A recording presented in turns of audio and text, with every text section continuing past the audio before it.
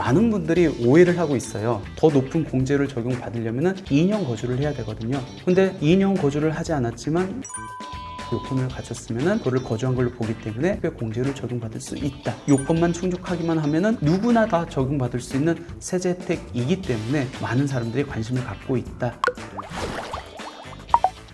여러분 안녕하십니까, 지병근 세무사입니다. 2025년 세금 관련된 영상을 촬영했는데 여러분들이 많이 관심을 가져주셔가지고 50만 뷰 이상이 나왔다고 합니다. 댓글이 굉장히 많이 달렸거든요. 그 댓글에 대해서 질문 주신 내용들을 갖고 세목별로 이렇게 나눠봤습니다. 취득 단계, 보유 단계, 처분 단계. 첫 번째 취득세와 관련된 내용이거든요. 지방의 장기 임대주택으로 등록한 다세대 주택 두 채를 소유하고 있습니다. 이번에 서울 강남에 소재하고 있는 아파트를 한 채 더 취득하려고 하는데, 장기 임대주택으로 등록한 다세대 주택은 주택수에서 제외돼서 아파트 취득할 때 취득세를 기본세율을 적용받을 수 있습니까? 라는 이렇게 질문을 주셨습니다. 등록 임대주택을 갖고 있는 분들이 이런 질문들을 많이 하시거든요. 내가 지방자치단체 및 세무서에 임대사업자로 등록했으면은 다른 주택을 취득할 때 그 임대주택으로 등록한 주택은 주택수에서 제외돼 가지고 내가 기본세율을 적용받지 않을까? 라는 질문입니다. 먼저 주택을 취득할 때 취득세가 어떻게 적용되는지 한번 보겠습니다. 현재 주택을 매매로 취득하면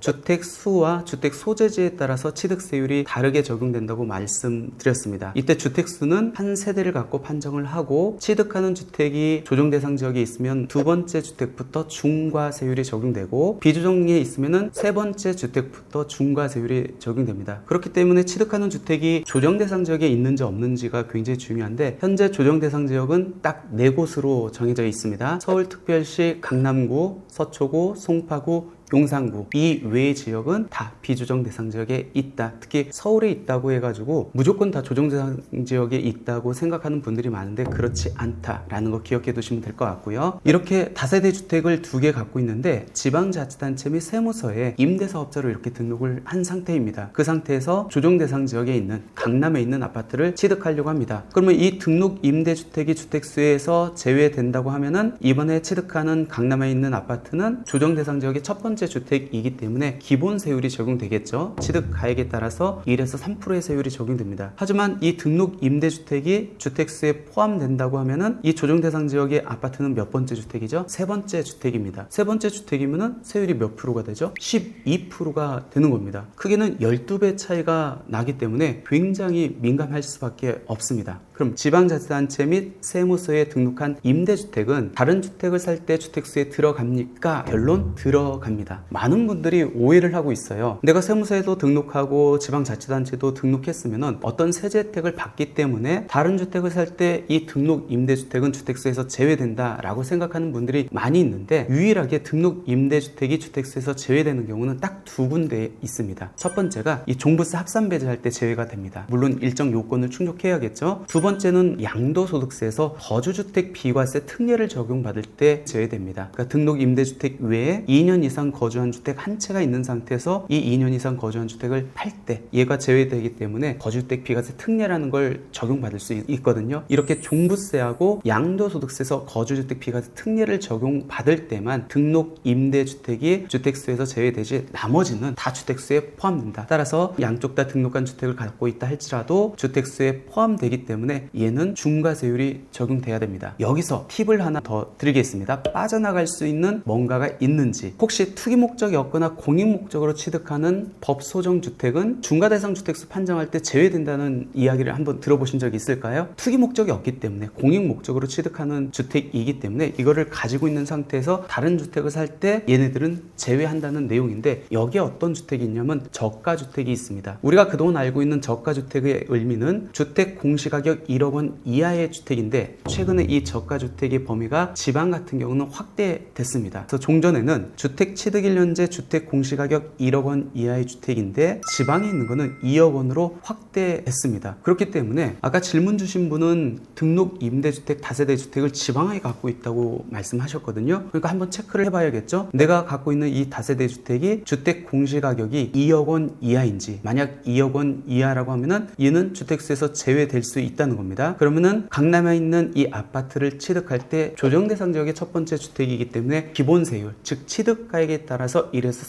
3%의 세율을 적용받을 수 있다는 겁니다. 강남에 취득하는 아파트가 6억 원 이하면 1%, 6억에서 9억 사이면은 1.01%에서 2.99%, 그리고 9억 원 초과하면은 3%의 세율이 적용된다. 그렇기 때문에 질문 주신 분은 지방에 다세대 주택을 갖고 있기 때문에 다세대가 조그만 주택이거든요. 우리가 보통 말하는 빌라나 도시형 생활주택이 2억에 해당될 텐데 거의 대부분 주택 공시가격 2억 원 이하에 해당될 가능성이 높습니다. 그래서 여기에 해당되는지 한번 체크를 해보시면 좋을 것 같습니다. 취득세 두 번째 질문. 현재 주택을 두 채 보유하고 있습니다. 이번에 강남에 있는 주거용 오피스텔을 한 채 추가로 취득하려고 하는데 오피스텔을 취득할 때 내가 주택을 두 채 갖고 있기 때문에 이번에 강남에 있는 오피스텔은 조정대상 지역의 세 번째 주택이 돼서 취득세가 중과됩니까? 라는 이런 질문입니다. 현재 주거로 사용하고 있는 오피스텔이거든요. 그러면 많은 사람들이 실질로 봐가지고 주택을 취득한다라고 생각할 수 있는데 우리가 주택의 취득세를 부과할 때 이 주택의 범위를 두 가지 요건을 충족해야 주택으로 보고 있습니다. 양도소득세에서는 주택인지 아닌지 실질로 이렇게 판단하지만 취득세에서는 실질적 요건과 형식적 요건을 모두 갖춘 경우에만 주택으로 보고 있습니다. 즉 실질 주거로 사용하고 있고 형식적 요건은 공부상 즉 건축물 대장이라든지 등기사항 증명서에 주택으로 기재되어 있을 때 그때 주택으로 봅니다. 오피스텔을 실제 주거로 쓰고 있습니다. 그럼 실질은 주택이 맞죠. 근데 형식적 요건으로 한번 접근해 볼까요? 오피스텔은 건축물 대장 또는 등기사항 증명서에 어떻게 표기가 됐죠? 주택으로 표기가 되어 있지 않죠. 업무시설로 되어 있습니다. 즉 형식적 요건에서는 건축물 대장이나 등기사항 증명서에서는 주택이 아니기 때문에 취득세를 부과할 때는 얘는 주택으로 보지 않습니다. 그래서 질문 주신 분처럼 내가 주택을 두 채 갖고 있습니다. 이번에 강남에 실제 주택으로 사용하고 있는 오피스텔을 취득한다 할지라도 얘는 주택을 취득한 결과가 아니겠죠. 얘는 업무시설을 취득한 주택이기 때문에 주택에 대한 취득세가 적용되지 않고 주택 외 취득세율 즉 4%의 취득세가 적용된다 이렇게 보시면 될 것 같습니다. 근데 이거와 같이 생각해 봐야 될 게 내가 주거용 오피스텔을 이미 취득해서 보유하고 있어요. 그 상황에서 다른 주택을 살 때는 또 얘기가 다릅니다. 내가 오피스텔 자체를 살 때는 취득세가 중과될 여지가 없지만 그 오피스텔을 사가지고 주택으로 사용하고 있다 그러면은 다른 주택을 살 때 주택수에 포함될 수 있습니다. 그러면 어떤 오피스텔을 갖고 있었을 때 이게 주택수에 포함됩니까? 요거는 재산세가 업무용으로 과세되고 있는지 아니면 주택분으로 과세되고 있는지를 보셔야 됩니다. 재산세가 업무용으로 과세되고 있다 그러면은 주택으로 보지 않습니다. 재산세가 주택분으로 과세되고 있다고 하면은 언제 취득했는지를 또 봐야 돼요. 왜 그러냐면 취득세 중과제도가 지방세법 개정으로 인해서 2020년 8월 10일 이후 취득분부터 적용되거든요. 그렇기 때문에 내가 이 주거용 오피스텔이 재산세가 주택분으로 부과되고 있고 이 오피스텔을 2020년 8월 10일 이후에 취득했다. 그때만 주택수에 포함됩니다. 그럼 거꾸로 주택분 재산세가 부과되고 있음에도 불구하고 이 오피스텔을 2020년 8월 11일 이전에 취득했다. 그러면은 실제 주거로 사용하고 있고 재산세가 주택분으로 부과되고 있다 할지라도 얘는 주택수에서 제외가 됩니다. 그럼 얘는 빠질 수 있다는 거죠. 그렇기 때문에 내가 오피스텔을 갖고 있는 상태에서 다른 주택을 산다라고 했었을 때는 이 주거용 오피스텔이 재산세가 어떻게 부과되고 있는지 재산세가 주택분으로 부과되고 있다고 하면은 이 오피스텔을 언제 취득했는지에 따라서 주택수 포함 여부가 달라지기 때문에 재산세 부과 여부 그 다음에 취득 시기를 한번 판정해 보시면 좋을 것 같습니다. 그럼 어떨 때 오피스텔에 대해서 재산세가 주택분으로 부과되고 있을까요? 거의 대부분의 오피스텔은 여러분 주변에 한번 보세요. 실제 주택으로 사용하는 게 거의 70-80%입니다. 하지만 그렇게 주거용으로 사용하고 있다 할지라도 재산세 내는 거 보면은 거의 70-80%가 업무용으로 과세되고 있습니다. 그럼 어떨 때 이 오피스텔의 재산세가 주택분으로 과세되고 있을까요? 딱 두 가지입니다. 첫 번째는 내가 이 오피스텔을 주택임대사업자로 등록한 경우 그거는 내가 지방자치단체에 저 오피스텔 주택으로 쓰고 있습니다 이렇게 표방을 했기 때문에 이제 주택분으로 과세되고 있고 두 번째는 아마 오피스텔을 사신 분들은 한 번씩 경험을 했을 겁니다. 오피스텔 갖고 있으면은 6월 1일 재산세 부과 기준일이잖아. 그 전에 공지가 이렇게 옵니다. 만약 오피스텔 주거로 쓰고 있다고 하면은 변동신고해. 변동신고하면은 이거 업무용이 아닌 주택분으로 재산세 부과해줄게. 알려줄게 해가지고 주거용 오피스텔 변동신고 안내문을 받아보신 분들이 있을 거예요. 이걸 받아보고 변동신고를 한 분들은 본인이 이 오피스텔을 주택으로 쓴다고 표방을 했기 때문에 주택분 재산세가 부과되고 있습니다. 이 두 가지가 아니면은 거의 주택분 재산세가 부과되고 있지 않다, 이렇게 보시면 될 것 같습니다. 취득세 이제 마지막, 현재 주택을 두 채 소유하고 있습니다. 2년 전에 관리처분 계획 인가일 이후에 조합원 입주권을 취득했고 그 아파트가 올해 완공이 됩니다. 아파트가 완공이 되니까 취득세 내야겠죠. 그럼 저는 이미 주택을 두 채 갖고 있는데 이번에 완공되는 아파트에 대해서는 취득세를 낼 때 3주택자에 해당돼서 중과세율에 적용됩니까? 라는 질문입니다. 주택을 이렇게 두 채 갖고 있어요. 그리고 아파트 조합원 입주권을 승계 취득했습니다. 승계 취득했다는 얘기는 관리처분 계획 인가일 이후에 내가 아파트 조합원 입주권을 취득했다는 얘기겠죠. 그러면 이 아파트가 이제 완공이 됩니다. 완공이 되면 이제 취득세를 내야 되는데 내가 이미 두 채를 갖고 있기 때문에 이번에 이 취득세 낼 때는 조정 대상 지역의 세 번째 주택에 해당돼서 12% 중과세율, 굉장히 높은 세율을 적용받지 않습니까? 결론, 중과가 안 됩니다. 왜 그렇죠? 매매로 취득한 게 아니잖아요. 조합원 입주권을 승계 취득해가지고 얘가 완공이 됩니다. 재개발 재건축으로 완공된 주택 같은 경우는 원시 취득으로 보고 있습니다. 내가 매매로 취득한 게 아니고 기존 주택이 완공됐다, 이렇게 보는 거예요. 그러니까 신축 개념이라고 보시면 됩니다. 원시 취득에 해당하는 경우에는 내가 주택을 여러 채 소유하고 있다 할지라도 취득세가 중과 적용될 여지가 없겠죠. 주택에 대한 취득세가 중과되는 것은 매매로 취득한, 증여로 취득한 경우에만 적용되기 때문에 그렇습니다. 그럼 이렇게 원시 취득, 신축한 경우에는 한 2.8%의 취득세를 적용한다. 여기에 뭐 부대 비용까지 하면은 한 3% 정도 이렇게 적용받는다. 내가 주택이 여러 채 있다 할지라도 재개발 재건축으로 완공된 주택에 대한 취득세는 중과될 여지가 없다. 근데 혼동하시면 안 될 게, 아파트를 분양받아가지고 그 아파트가 완공됐다. 그때는 중과될 여지가 있겠죠. 그거는 매매 취득, 유상 취득으로 보기 때문에 그렇습니다. 하지만 재개발 재건축으로 완공된 주택 같은 경우에는 일반 분양분이 아니고 내가 조합원 지위를 갖고 있다라고 하면은 원 조합원이든 승계 조합원이든 2.8%의 낮은 취득세가 적용된다, 이렇게 보시면 될 것 같습니다. 예, 이번에는 이제 종합부동산세 질문 주신 거에 대한 답변을 드리는데 이것도 한번 정리를 해봤습니다. 첫 번째, 최근에 주거용 오피스텔을 취득했습니다. 어떤 분은 주거용 오피스텔은 주택에 해당되기 때문에 다른 주택과 합산해가지고 주택분 종부세를 내야 한다고 말을 하는 분들도 있고, 어떤 분들은 합산되지 않는다고 말을 하는 경우도 있는데 뭐가 정답인가요? 주택분 종합부동산세는 어떤 사람들이 내는지 한번 봐야겠네요. 법적으로 이렇게 접근하면은 이렇게 돼 있습니다. 6월 1일 현재 내가 주택을 갖고 있으면 종부세 과세 대상에 해당됩니다. 6월 1일 현재 주택분 종부세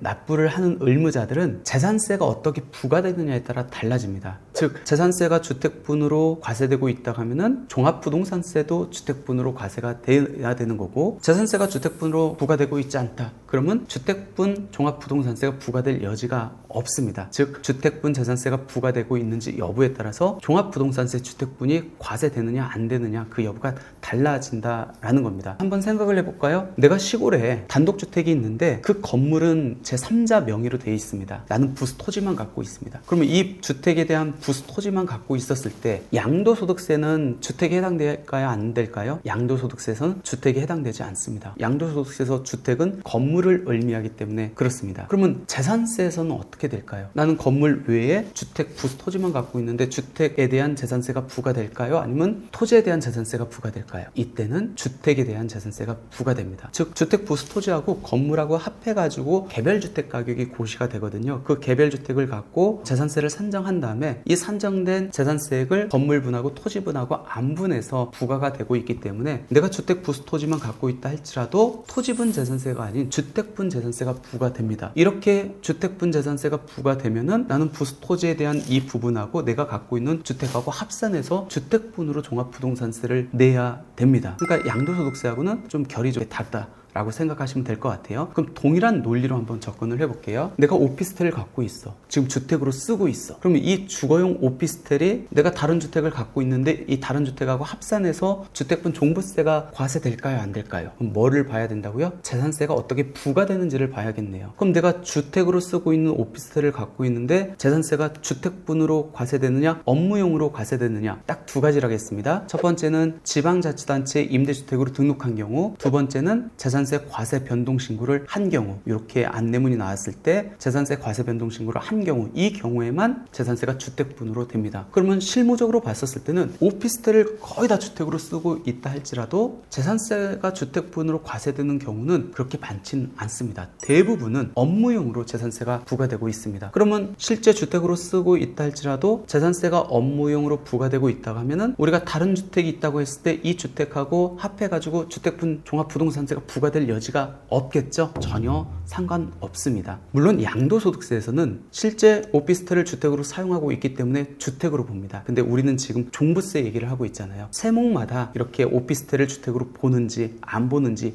여부가 달라지기 때문에 어떤 세금을 얘기하는지에 포커스를 맞춰가지고 주택이 포함되는지 안 되는지를 판정해야 된다 라고 보시면 될 것 같습니다. 이번에 종합부동산세 두 번째 질문. 최근에 아버님이 사망하셔서 주택 두 채를 상속받았습니다. 그동안 서울에 거주하고 있는 주택 한 채밖에 없어가지고 종합부동산세를 납부하지 않았는데 그러면 종부세 얼마나 나올까요? 걱정됩니다. 라는 이렇게 질문을 주셨습니다. 아버님이 돌아가시기 전에는 그 주택은 아버님 거니까 나는 한 채밖에 주택을 갖고 있지 않는 케이스겠네요. 주택을 한 채 갖고 있으면은 종합부동산세 부과할 때 그 기준금액이 얼마 초과해야 세금이 부과되죠? 공시가격으로 12억 원을 초과해야 됩니다. 근데 여기에 주택이 플러스 알파가 되면은 두 채 이상이다 그러면은 기준금액이 12억 원이 아니고 얼마가 적용되죠? 9억 원이 적용됩니다. 그럼 세 채를 합해가지고 일반적으로는 9억 원이 초과되면은 이제 종부세가 나올 수밖에 없죠. 왜요? 종합부동산세는 개인별 합산과세제도를 적용하고 있습니다.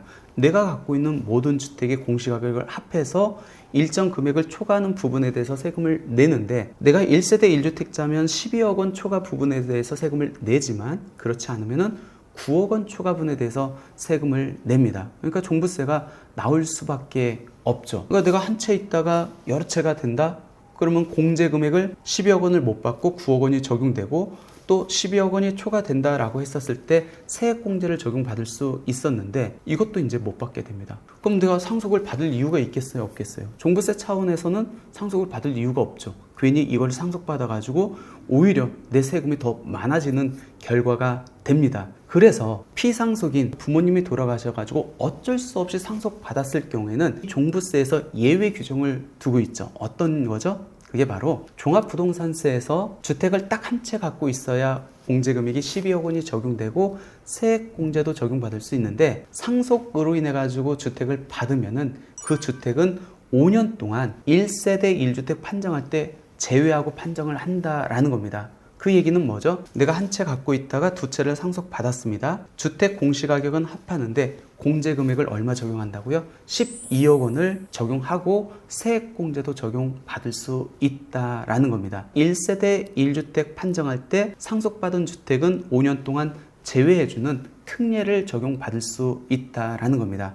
주택을 한 채 갖고 있었어요. 주택 공시가격이 10억 원이었습니다. 만약 다른 주택이 없다고 하면은 1세대 1주택자에 해당돼서 12억 원 이하기 때문에 종부세 하나도 안 냈겠네요. 근데 아버님이 돌아가셨습니다. 5억짜리 공시가격, 3억짜리 공시가격을 상속받았습니다. 근데 내가 상속을 안 받았으면 나 종부세 안 내는데 상속받아가지고 이제 종부세 과세 대상에 해당하니까 너무 억울할 수 있잖아요. 그래서 이제 특례를 줍니다. 피상속인의 사망으로 인해서 어쩔 수 없이 받으면은 요거 5년 동안 기준금액 1세대 1주택자 적용받을 수 있도록 혜택을 부여하겠다라는 겁니다. 근데 오해하셔서는 안 되는 부분이 뭐냐면 얘를 합산 배제하겠다, 얘를 주택 공시가격을 아예 포함하지 않겠다, 그 의미는 아니고 주택 공시가격은 합해서 계산하되 공제 금액을 얼마 적용한다고요? 12억 원. 그리고 초과되는 부분에 대해서 이 일반 주택에 대해서 고령자 또는 장기 보유자에 대한 세액공제를 적용받을 수 있다라는 겁니다. 그래서 내가 주택을 한 채 있는데 상속을 받았다라고 한 분들은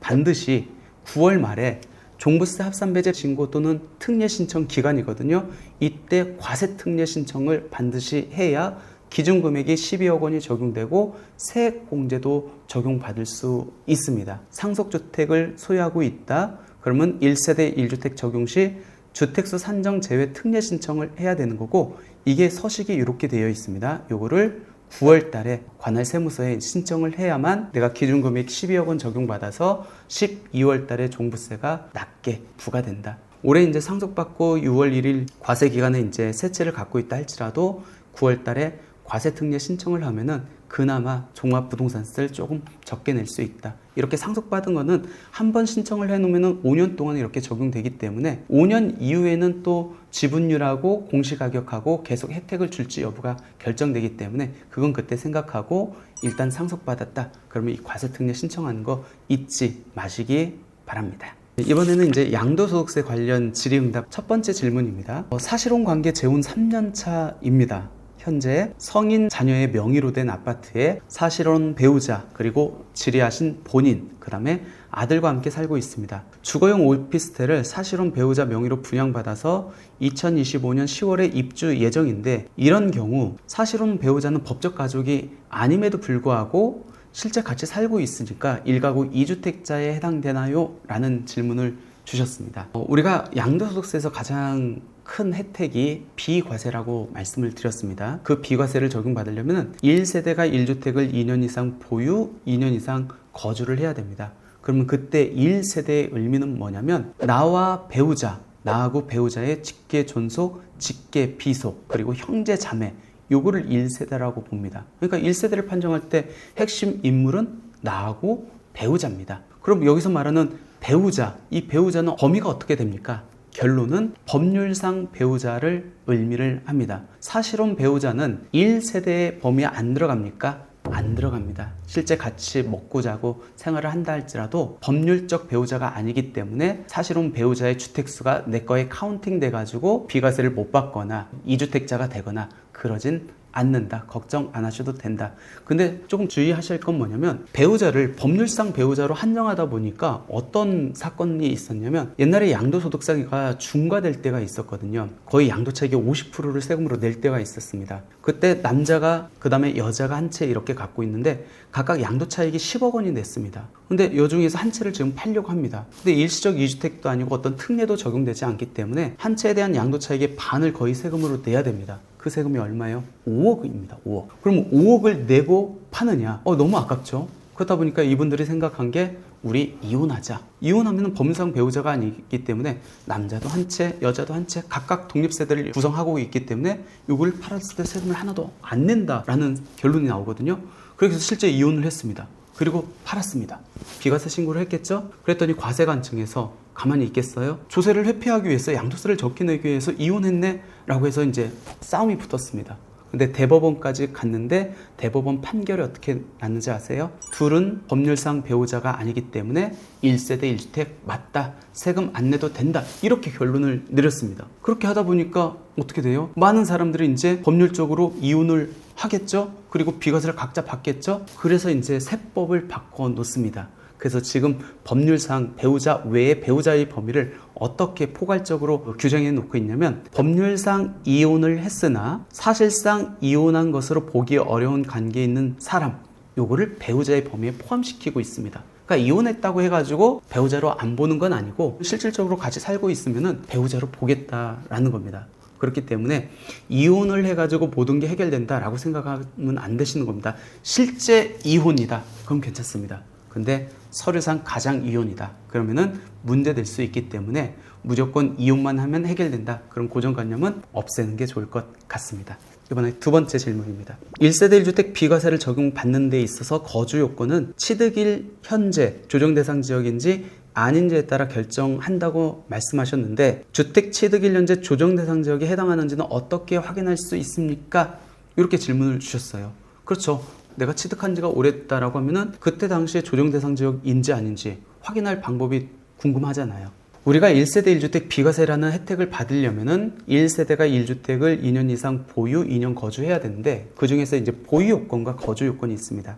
보유 요건은 모든 주택에 대해서 적용돼요. 취득하고 나서 양도일까지 2년 이상 보유해야 돼. 그게 이제 보유 요건이고 거주 요건은 모든 주택에 적용되는 게 아니고 취득일 현재 조정대상 지역에 있는 주택에 한해서 거주 요건이 적용됩니다. 그렇기 때문에 굉장히 중요하죠.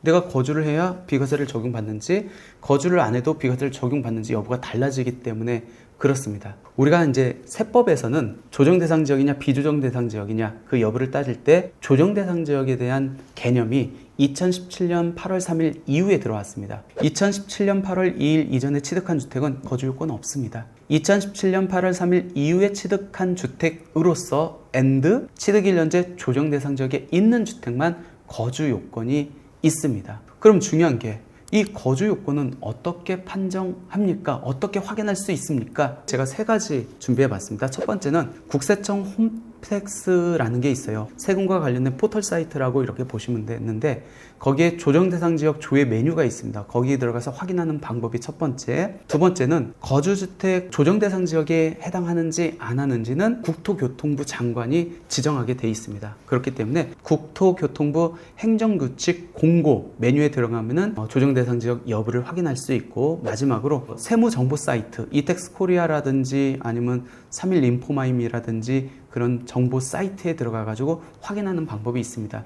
근데 실질적으로 국세청 홈택스를 들어가든 아니면 국토교통부 공고 메뉴를 들어가든 부동산 전문 사이트 정보 사이트를 들어가든 보기가 굉장히 어렵게 돼 있습니다. 그래서 제가 이제 말씀드리는 가장 손쉬운 방법은 국세청 발간 책자 중에서 주택과 세금이라는 책이 있거든요.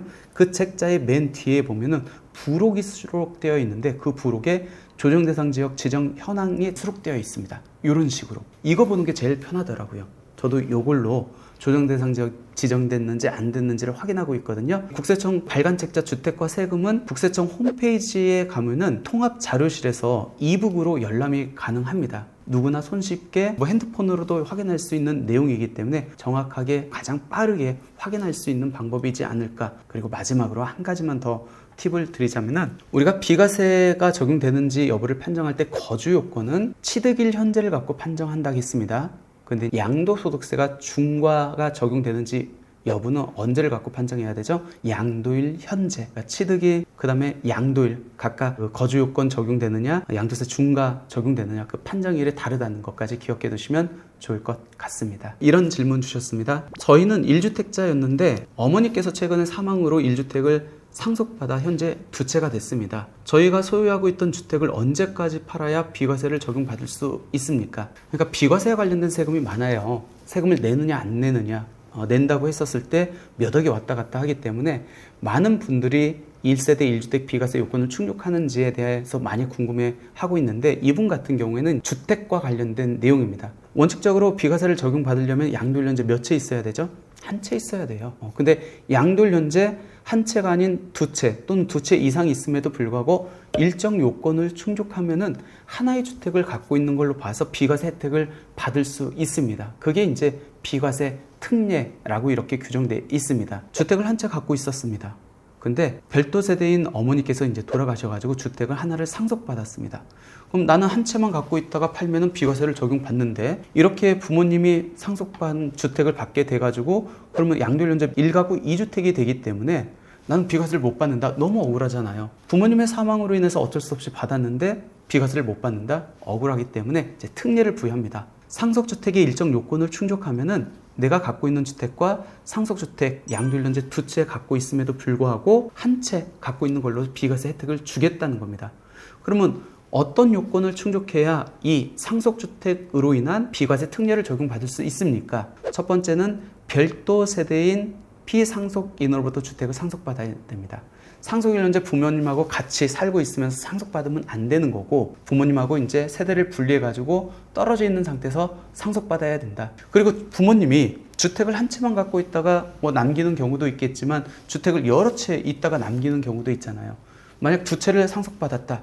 그러면은 그 두 채 모두 다 상속주택으로서의 혜택을 부여하는 건 아니고 그 중에 딱 한 채만 상속주택으로서의 혜택을 부여합니다. 그럼 어떤 걸 상속주택으로 봅니까? 선순위 상속주택인 걸 특례를 부여합니다. 그럼 선순위 상속주택이 뭡니까? 피상속인의 소유기간이 가장 긴 거, 피상속인의 거주기간이 긴 거, 피상속인이 사망일 당시에 거주했던 거, 그 다음에 기준시가가 가장 높은 순으로 판정을 합니다. 소유기간이 긴 걸로 거의 대부분 판정된다, 이렇게 보시면 될 것 같아요. 그리고 일반 주택이 있는 상태에서 상속주택을 취득합니다. 어떤 주택을 팔아야 특례가 적용되죠? 내가 갖고 있던 일반 주택을 팔아야 이 상속주택은 없는 걸로 봐서 비과세를 적용받을 수 있습니다. 당연히 파는 이 일반 주택은 2년 보유, 2년 거주 요건, 취득 1년제 조정 대상 지역에 있으면 2년 거주 요건까지 충족해야 비과세를 적용받을 수 있겠죠. 여기에서 이제 실수를 많이 하는 케이스들이 어떤 거냐면 이런 두 가지 케이스입니다. 일반 주택이 있는 상태에서 상속주택을 받아가지고 어떤 주택을 팔아야 된다고요? 일반 주택. 근데 상속주택을 먼저 팔아도 비과세가 되는 줄 착각하는 분들이 많아요. 아닙니다. 일반 주택을 팔았을 때 한 채 있는 걸로 보고 이렇게 상속주택을 팔면은 얘는 세금을 내야 됩니다. 물론 양도할 때 가액하고 내가 상속받았을 때 가액하고 그 갭, 양도세는 양도 차익에 대해서 세금을 내는 거니까 그 양도 차익이 발생하지 않는다 그러면 내야 될 세금은 없겠지만 상속주택을 받았을 때 기준시가로 신고를 하고 팔 때는 실제 거래 금액으로 양도가액이 산정된다고 하면 세금이 많을 수 있기 때문에 그 부분은 한번 체크해 보셔야 될 것 같고, 아까 말씀드렸죠. 상속주택을 딱 한 채만 받으면 전혀 문제될 건 없는데 두 채를 받았어요. 그러면 둘 중에 한 주택만 혜택을 부여한다 했습니다. 그걸 선순위 상속주택만 혜택을 부여하기 때문에 선순위 상속주택만 남긴 상태에서 일반 주택을 팔아야 되지, 이렇게 두 채를 다 갖고 있는 상태에서 두 개 다 저는 상속받았는데요, 이 상태에서 일반 주택을 팔면은 얘는 비과세가 적용 안 된다. 그럼 어떻게 해야 되죠? 만약 A가 선순위 상속주택이다라고 하면은 이 B를 먼저 팔면은 일반 주택을 팔 때 선순위 상속주택만 있겠네요. 그러면 이때는 비과세를 적용받을 수 있겠죠. 그래서 이때는 A주택을 없애고 일반 주택과 혜택이 있는 상속주택만 남겨가지고 일반 주택을 팔아야 된다. 것까지 알아두시면 좋을 것 같습니다. 혼인합가특례에 대해서 그동안 과세관청에서 해석이 과거에는 양도일을 갖고 남자 한 채, 여자 한 채 갖고 있는 상태에서 팔면은 비과세 특례를 적용받을 수 있는데 최근에 이제 국세청 해석은 합가할 때 당시 한 채 한 채 있는 경우에만 적용하겠다, 이렇게 해석이 변경된 걸 소개시켜 주다 보니까 혼인합가에 대한 질문도 꽤 많이 올라왔거든요. 그 중에서 두 가지 한번 볼게요. 첫 번째 질문은 혼인한 연도에 따라 혼인합가 특례가 5년에서 10년으로 바뀌었다고 했는데 저희는 주택 한 채씩 갖고 있다가 2022년 11월 달에 결혼했는데 그러면 이 비과세 특례 기간을 5년을 적용받습니까? 10년을 적용받습니까? 그런 질문이고, 두 번째 질문은 일시적 1세대 2주택자인 여자와 1세대 1주택자인 남자가 혼인해서 3년 이내 신규 주택을 양도하고 10년 이내 나머지 주택을 순차적으로 양도하면 모든 주택에 대해서 비과세를 적용받을 수 있습니까? 양도일연제 한 채여야 비과세를 받는데 남자와 여자가 결혼을 해가지고 한 세대를 이루었습니다. 그러면 1세대가 2주택을 갖고 있습니다. 그러면은 비과세를 못 받겠죠. 너무 억울하잖아요. 그래서 합가일로부터 10년 내 파는 주택은 양도일연제 두 채지만 비과세 혜택을 줄게. 그게 혼인합가로 인한 1세대 2주택 비과세 특례입니다. 예전에는 합가일로부터 5년 안에 팔았어야 되는데 2024년 11월 달에 세법 개정으로 10년이 늘어났습니다. 하도 결혼들을 안 하니까. 그러니까 10년으로 연장시켜줬습니다. 그러면서 적용 시기를 2024년 11월 10일 이후 양도분부터, 그러니까 합가일도 취득일로 보는 게 아니고 이 10년으로 연장된 거는 2024년 11월 10일 이후 양도분부터 적용한다는 겁니다. 그래서 첫 번째 질문, 2022년 11월에 결혼했다 할지라도 아직 팔지 않았잖아요. 파는 시점은 2024년 11월 11일 이후에 양도하는 결과가 되겠네요. 그럼 몇 년 적용받죠? 10년을 적용받는다. 10년 적용 여부는 양도일을 기준으로 판정하고 2024년 11월 10일 이후에 양도하면 무조건 10년을 적용받는다.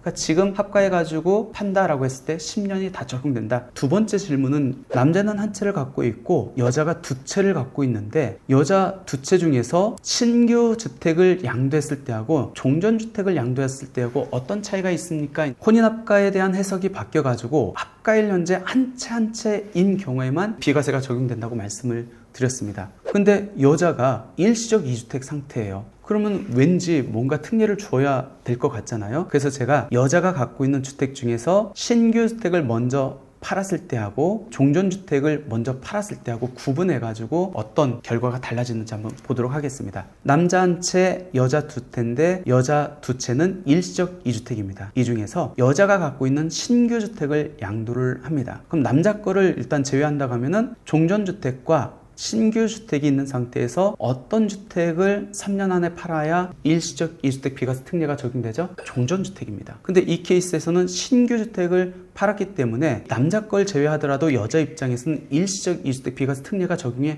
안 되겠죠. 그렇기 때문에 이 C주택은 세금을 내고 그 다음에 남은 A주택이나 B주택을 이제 팝니다. 그때는 어떤 비과세 특례를 적용받아야겠죠? 이때는 혼인합가 비과세 특례를 적용받아야겠네요. 근데 혼인합가는 해석이 변경돼서 합가일연자 한 채 한 채씩 있을 때만 적용된다고 했잖아요. 근데 여자 입장에서 혼인합가할 때 몇 채 갖고 있어요? 2채. 그러면은 아까 C주택도 과세, A주택이나 B주택 먼저 양도하는 것도 과세. 그리고 마지막 남은 한 채는 양돌연재 1세대가 하나의 주택을 갖고 있기 때문에 그거는 이제 비과세가 적용되겠죠. 요걸 바꿔보겠습니다. 여자가 갖고 있는 주택 중에서 종전주택을 양도합니다. 신규주택 취득일로부터 3년 안에. 그렇게 되면 이 케이스에서는 두 가지 특례가 중첩 적용되는 케이스입니다. 혼인합가에 대한 특례, 일시적 2주택에 대한 특례입니다. 이렇게 보면 일시적 2주택, 종전주택을 빼면 남자 한 채, 여자 한 채가 되니까 일시적 혼인합가로 인한 특례가 중첩해서 적용됩니다. 이런 경우, 즉 비과세 특례 규정이 두 개가 중첩 적용된다. 그러면 비과세가 적용되겠죠. 그렇기 때문에 이 B주택은 비과세를 적용받을 수 있습니다.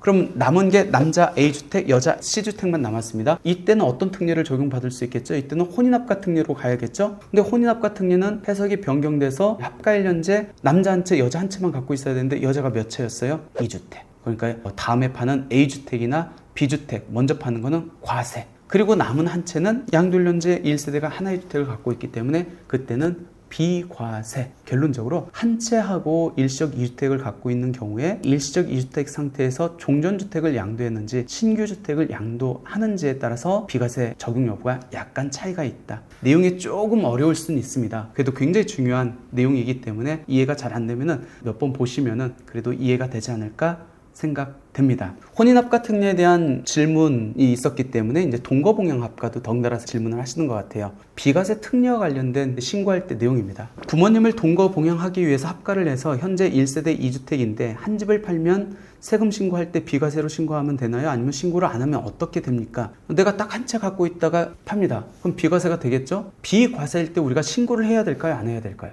비과세는 과세를 포기한다는 겁니다. 신고를 안 해도 돼요. 한 채를 갖고 있다가 신고 안 하면은 뭐 별 문제는 없거든요. 세무서에서 뭐 안 내면도 안 나옵니다. 근데 1세대 2주택, 어떤 일시적 2주택이라든지 동거봉양 합가라든지 혼인 합가라든지, 즉 나는 한 채만 갖고 있다가 파는 게 아니고 두 채인 상태에서 어떤 특례를 적용받아서 파는 겁니다. 이때는 비과세 신고를 해야 될까요? 안 해야 될까요? 안 해도 된다. 왜? 비과세이기 때문에. 근데 안 하면 어떤 문제가 되죠? 세무서에서 안내문이 나옵니다. 신고하세요. 왜 그럴까요? 과세관청에서 전산에는 두 채로 나와요. 그리고 내가 이 두 채가 어떤 특례가 적용되는지 안 되는지는 이 과세관청에서 알아요? 몰라요? 모릅니다. 그렇기 때문에 이 과세관청에서는 과세 대상으로 보고 신고하라는 안내문이 나오거든요. 그래서 제가 여러분들한테 전해드리고 싶은 내용은 비과세 대상 주택을 양도하는 경우 반드시 양도세 신고를 해야 되는지 여부. 양도소득세가 비과세되면 원칙적으로 양도세 신고를 할 필요가 없다. 다만 등기사항 증명서, 주민등록표 등으로 인해서 보유 및 거주 기간 등이 확인되지 않는 경우, 실제 나는 2년 거주를 해야 되는데 주민등록표에서 2년 거주를 안 했어요. 근데 실제 내가 살았어. 그러면 산 거를 입증해야 될 거 아니에요. 그런 경우 비과세가 특례가 적용되는 경우, 딱 한 채만 갖고 있다 팔았으면 전혀 문제가 없는데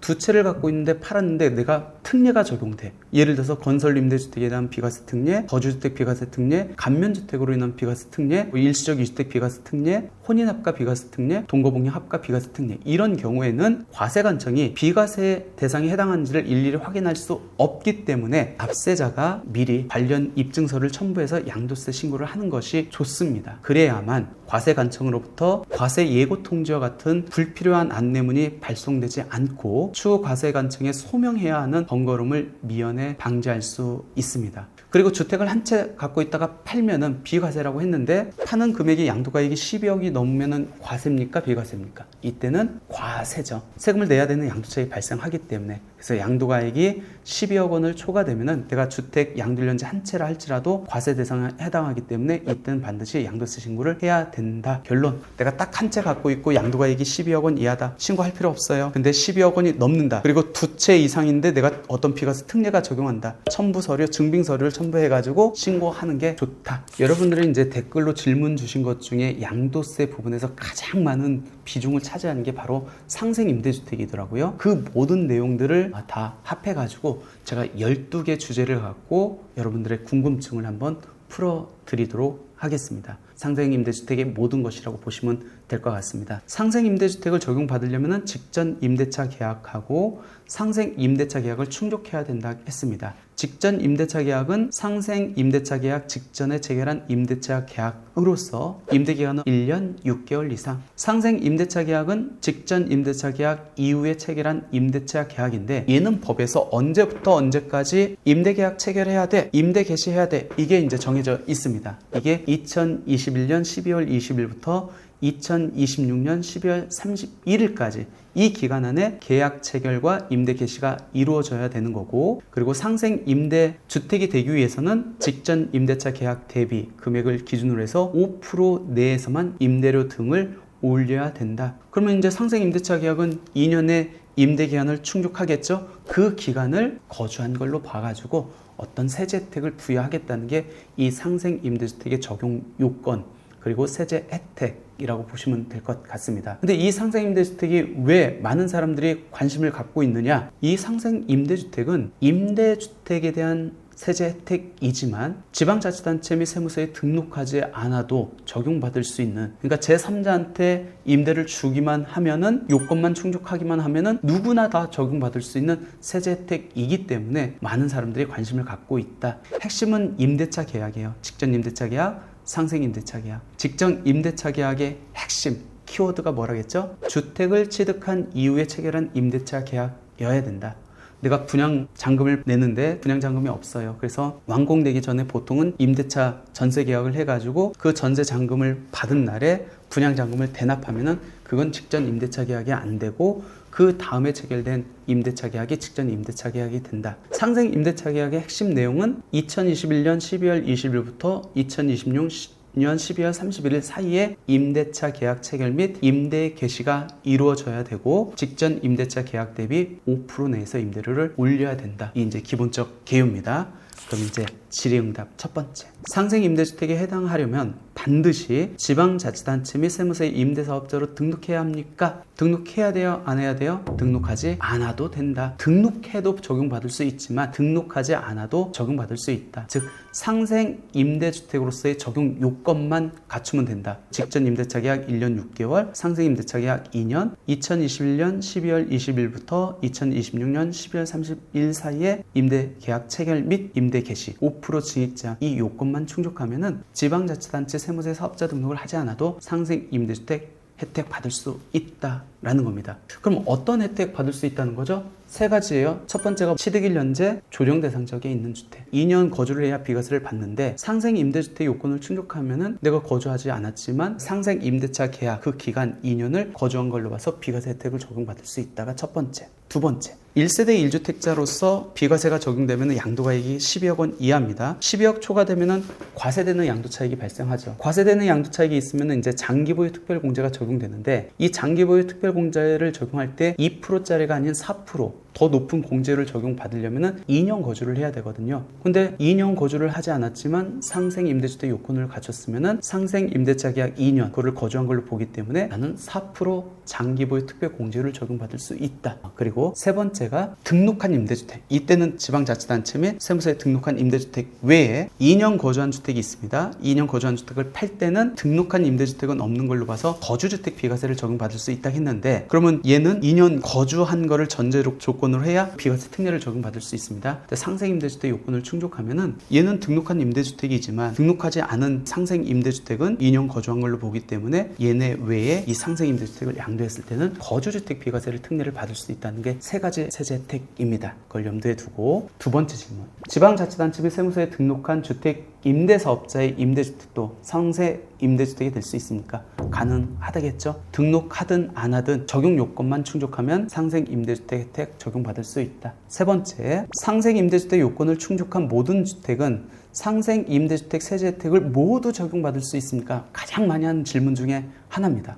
내가 세 채를 소유하고 있는데 나는 이제 다른 데서 전세로 거주하고 있습니다. 세 채를 다 임대를 줬겠죠? 임대를 주면은 상생임대주택 요건을 세 채 모두 충족할 수 있습니다. 근데 세 채 모두 상생임대주택 요건을 충족했다 할지라도 이 중에서 어떤 주택만 상생 임대주택으로서의 세제 혜택을 받을 수 있는 거죠. 맨 마지막에 있는 주택. 그렇기 때문에 세 채 모두 상생 임대주택 요건을 충족했다 할지라도 먼저 파는 두 주택은 상생 임대주택 세제 혜택을 못 받는 거고 맨 마지막에 남은 이 주택만 받을 수 있다. 왜 그렇죠? 상생 임대주택에 대한 세제 혜택을 한번 생각을 해보세요. 한 채 남았을 때 부여하는 세제 혜택이잖아요. 그러면 우리는 웬만하면 어떤 주택을 남겨야겠죠? 맨 마지막으로 양도 차익이 큰 주택을 남겨야 세제 혜택을 많이 받겠네요. 결론적으로 상생 임대주택 요건을 충족하기는 여러 주택들이 충족할 수 있지만 궁극적으로 딱 최종 남은 1주택만 상생 임대주택 세제 혜택을 적용받을 수 있다. 상생 임대차 계약을 체결하면서 전세에서 월세,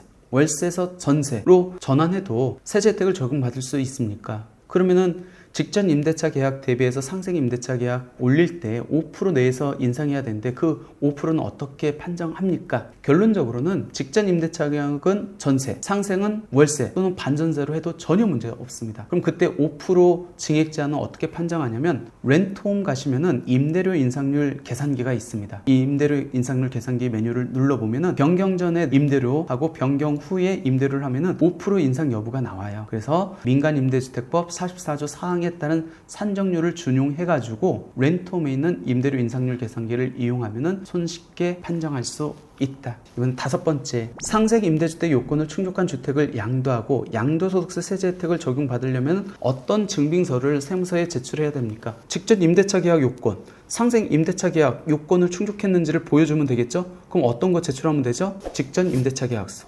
상생 임대차 계약서, 얘네들만 제출하면 상생 임대주택 요건을 증빙할 수 있다. 그렇기 때문에 계약서 잘 보관하고 있어야겠죠. 6번째요. 직전 임대차 계약과 상생 임대차 계약 사이에 시간적 공백, 예를 들어서 임대인이 잠깐 다시 거주를 한다든지 아니면 공실기간이 있다든지 이렇게 해도 됩니까? 라는 건데 결론 상관없다. 그러니까 직전 임대차 계약 다음해가 상생 임대차 계약인데 이 기간에 임대인이 잠깐 들어가서 살아도 전혀 무관합니다. 그리고 공실기간이 있어도 상관없습니다. 직전 임대차 계약 요건만 충족하고 상생 임대차 계약 요건만 충족하면 가능하다. 상생 임대차 계약만 2026년 11월 31일까지 체결하고 그 이후에 임대가 개시되더라도 상생 임대주택으로 인정받을 수 있습니까? 인정받을 수 있어요? 없어요? 못 받죠. 왜요? 상생 임대차 계약은 언제까지 임대 계약 체결 및 개시가 이루어져야 된다고요? 2026년 12월 31일까지. 임대차 계약만 그때 체결하고 그 이후에 임대가 개시되면 얘는 상생 임대주택으로 보지 않는다. 주의하셔야 돼요. 2026년 12월 31일 안에 임대 계약 체결 앤드 임대 개시가 모두 이루어져야 된다. 8번째 질문. 주택 임대차 보호법에 따라 임차인이 계약갱신 청구권을 행사한 경우에도 상생 임대차 계약으로 인정받을 수 있나요? 2년을 임대를 줬어요. 그리고 이제 2년 이후에 임차인이 계약갱신 청구권을 행사를 합니다. 주택 임대차 보호법에 따라서 2년 더 살래요. 이렇게 한 번 더 요구할 수 있죠. 그때 방어할 수 있는 거는 임대인 본인이라든지 직계 존비속이 들어가서 살지 않는 이상 이제 방어를 할 수 없습니다. 그러면 더 살게 해야겠죠. 대신에 임대료는 그 직전보다 5% 내서 인상할 수 있습니다. 그 얘기예요. 그렇게 계약갱신권을 행사한 경우에도 5% 내에서만 인상했으니까 당연히 상생 임대차 계약으로 인정받을 수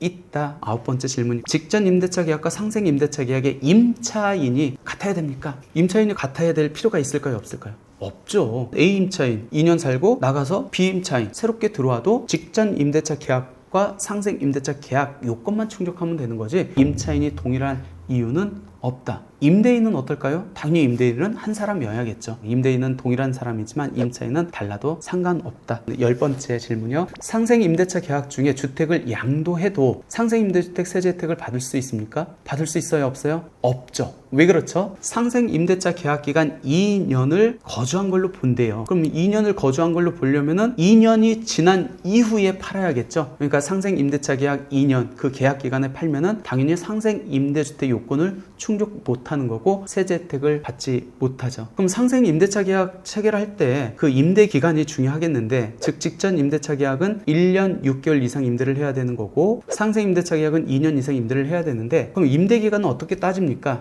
임대 기간은 달력에 따라 계산하고 1개월 미만의 기간은 1개월로 봅니다. 무슨 얘기냐면 내가 직전 임대차 계약을 1년 5개월 10일 했어요. 그러면 10일은 1개월 미만이죠. 근데 법에서 그 1년 미만의 기간은 1개월로 보니까 얘도 1년 6개월을 한 걸로 보겠다라는 겁니다. 상생임대차 계약 이걸 갖고 예를 들어볼까요? 내가 1년 11개월 하루를 임대를 줬어요. 임차인이 사정이 있어가지고 먼저 한 달 일찍 나갔어. 그럼 어떻게 되죠? 1개월 미만은 1개월로 보니까 몇 년을 산 거예요? 2년을 산 걸로 본다. 11번째 질문입니다. 임차인의 사정으로 임대기한을 충족하지 못하고 새로운 임차인에게 임대 준 경우 전 임차인 또는 현 임차인의 임대기한을 통산할 수 있습니까?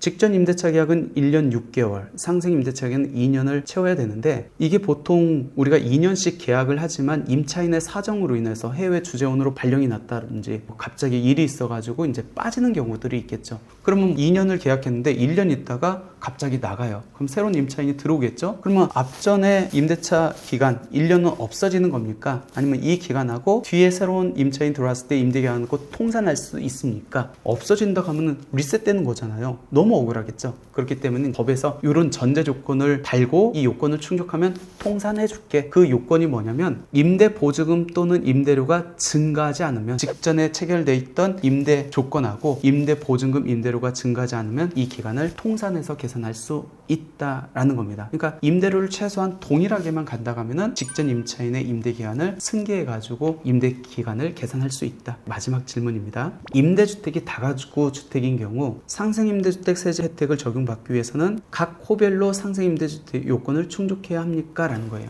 다가구 주택은 건축법상 단독주택입니다. 근데 여러 가구가 들어가 있죠. 예를 들어서 통으로 된 건물이 다가구 주택인데 여기에 10가구가 들어가 있다라고 볼게요. 그러면 요거는 한 채로 보거든요. 한 채로 봐가지고 요거를 팔 때 한 사람한테 일괄로 매매를 하면 비과세를 적용받을 수 있습니다. 근데 나는 요거를 2년 거주를 했어야 비과세를 적용받는데 2년 거주를 못했어요. 그걸 커버할 수 있는 하나의 방법이 상생임대주택입니다. 그러면 상생임대주택 요건을 갖추면은 내가 거주하지 않았지만 거주한 걸로 봐서 비과세를 적용받는데 그럼 여기는 10가구가 들어가 있는데 10가구 모두 상생임대주택 요건을 충족해야 됩니까? 그 중에서 하나만 충족하면 됩니까? 아니면 50% 이상을 충족해야 됩니까? 이제 그 얘기예요. 다가구 주택을 팔았을 때 비과세가 되려면은 이걸 통으로 매각을 해야 되거든요. 그 얘기는 뭐죠? 어차피 하나의 주택이 있었을 때 비과세와 관련된 세제 혜택이기 때문에 다가구 주택으로서 상생임대주택 세제 혜택을 받으려면은 결국 모든 호실에 대해서 상생임대 조건을 충족해야만